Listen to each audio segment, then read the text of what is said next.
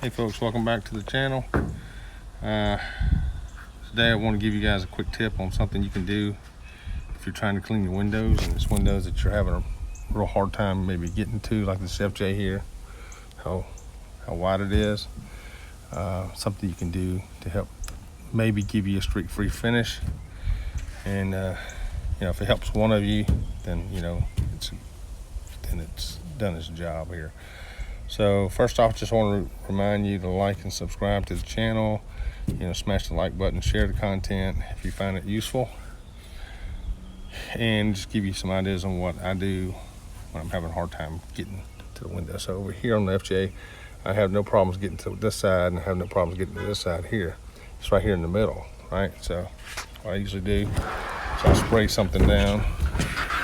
And how you like my placemat here, folks? My vinyl, but I'll take my microfiber cleaning wand here and I'll spray it down with some super clean. Definitely want to make sure that the window is not hot. You see I pulled the FJ up here in the shade. It's been in the shade all morning, other than when I backed it up here earlier to shoot my last video for you folks. And again, I want to apologize how quick I had to end that video. Had my dog barking in the background. But either way, try to make sure your windows aren't hot.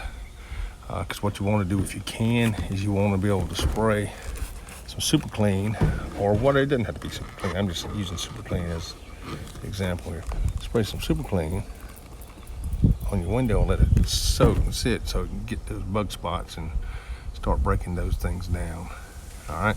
Then you take your microfiber towel here or wand here with the extension and you scrub that stuff in the best you can. And then what I'll do is I'll take another microfiber, like this, for example, and I'll put it over the head of this. I'll wipe it off. And now I'm not going to try to do this thing with one hand and try to record it with the camera. It's just my phone. At the end of the day, though, once the window is clean, this is what I'm trying to get here with this.